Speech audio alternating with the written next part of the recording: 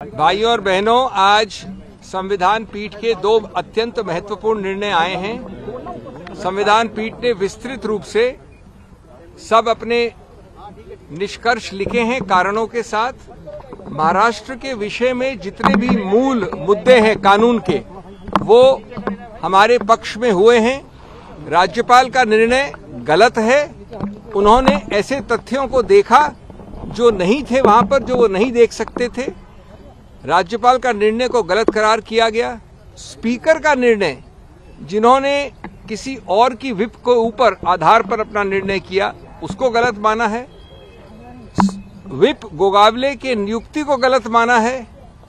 ये कहा है कि व्हिप सिर्फ राजनीतिक पार्टी की हो सकती है, न कि वो विधायिका पार्टी की हो। तो हर महत्वपूर्ण कानूनी मुद्दे पे सत्य की विजय हुई है। हम नमन करते हैं उच्चतम न्यायालय को। ये बात सही है कि माननीय उद्धव ठाकरे जो उस वक्त मुख्यमंत्री थे, उन्होंने इस्तीफा दिया, इसलिए उनको रिलीफ नहीं दी। लेकिन आज सबसे महत्वपूर्ण निष्कर्ष क्या है कि माननीय स्पीकर को तुरंत निर्णय करना है कम समय में डिस्क्वालिफिकेशन पिटीशन का। तो मैं आपसे एक प्रश्न पूछना चाहता हूं कि डिस्क्वालिफिकेशन पिटीशन का निर्णय तो एक ही हो सकता है। उन्होंने व्हिप का अस्वीकारिता की, लोगों ने, उन्होंने व्हिप का उल्लंघन किया। तो जब आपने व्हिप का उल्लंघन किया तो क्या बचा?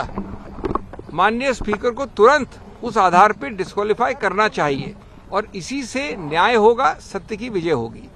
जहां तक एनसीटी का सवाल है, एक ऐसी सिचुएशन, और ये किसी राजनीतिक पार्टी की बात नहीं है।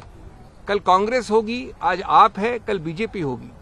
आपने दिल्ली को ये स्वरूप दिया जिससे वहां स्वायत्व हो, यहां पर ऑटोनॉमी हो। आज स्वायत्त और दिल्ली की विजय है। दिल्ली के हर उस तौर तरीके से जिसपे केंद्र सरकार ने गलत रूप से हस्तक्षेप किया है, उसको निरस्त किया गया है इस निर्णय द्वारा।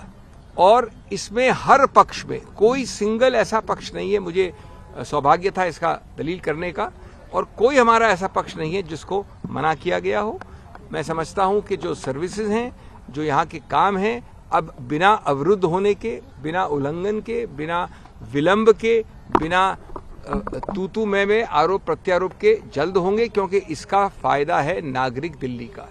Friends, I will very briefly tell you in English, this historic day, two major judgments of the Constitution Bench, very detailed, very organized, indexed with conclusions.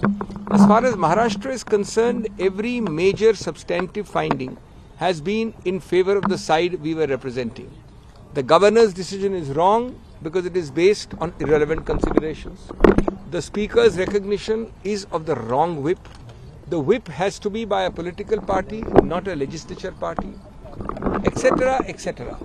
Now, it is true that the Honorable CM at that time resigned before the floor test, and therefore he has been denied relief.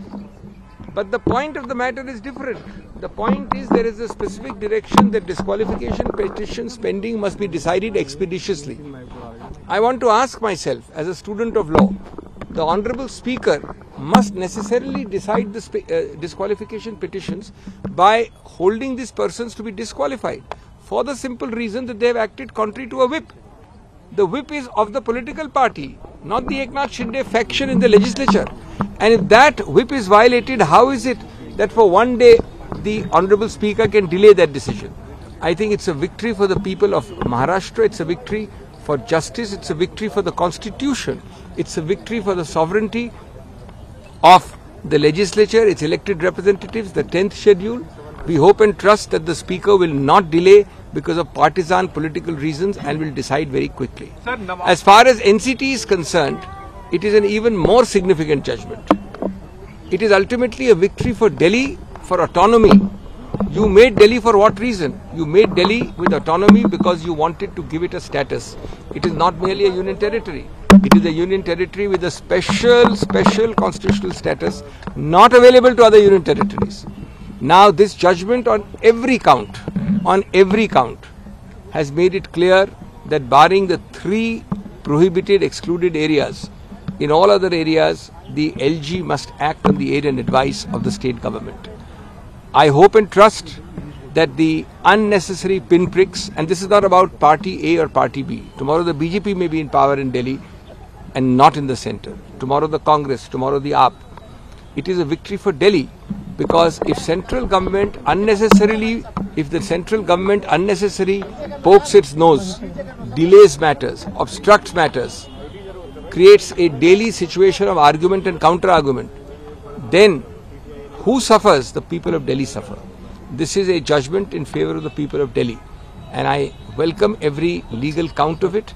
That legal count is constitutional, it is reasoned out, and we hope and trust that all such over-adventurous legal acrobatics as practiced by the central government in the NCT case will not recur. So if you may just ask one question, in the Maharashtra matter, the Nabam matter has been referred to the larger bench. What does that mean legally and politically? It means nothing except that that matter will be reconsidered by 7 judges. The issue will be reconsidered is whether, if in anticipation of a possible disqualification of you, to prevent the disqualification of your clearly illegal act, give a notice to the speaker, I am the speaker, and you put me under a cloud, will the disqualification proceeding stop? The court has said this should be decided by 7 judges, that's all. And but would this have an effect we had on asked for it. Maharashtra We had or asked for other it. state?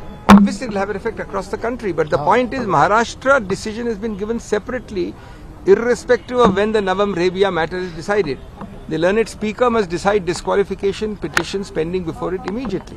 And I think there is no other result possible in the disqualification petitions which are based on you disobeying my whip. Now if my whip is valid, there is nothing except the act of disqualification which you must incur, and the speaker must do so. So one more question. जो 7 जजेस bench के पास भेजा गया है, उससे क्या इस case पर महाराष्ट्र कोई इन्होंने बड़ा स्पष्ट किया है उच्चतम न्यायालय ने कि उसका रेफरेंस का इस निर्णय से कोई मतलब नहीं है, वो रेफरेंस भविष्य के लिए है।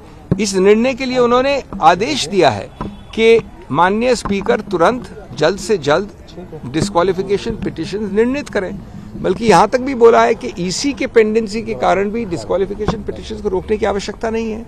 तो मेरा दूसरा प्रश्न है, अगर आप स्पीकर हैं और आपको यह आदेश है उच्चतम न्यायालय का, तो आप उस डिस्क्वालिफिकेशन पिटीशन में जो लंबित है और क्या निर्णय ले सकते हैं सिवाय इसके कि मैं डिस्क्वालिफाइड हूं? क्योंकि अगर मैंने विप का उल्लंघन किया है तो निश्चित रूप से मैं डिस्क्वालिफाइड हूं। विप आज होल्ड कर दी गई है कि पार्टी की विप होती है, पॉलिटिकल राजनीतिक पार्टी की, न कि विधायिका पार्टी की। तो मैं समझता हूं कि इसमें कुछ बचा नहीं है। वर्तमान स्पीकर को 16 को करना है या सबको? The governor and the speaker have both been put under question, but the court also said that Mr. Uddhav Thackeray resigned of his own free will. I've already answered that. That is not the issue at all. Uddhav Thackeray established a principle.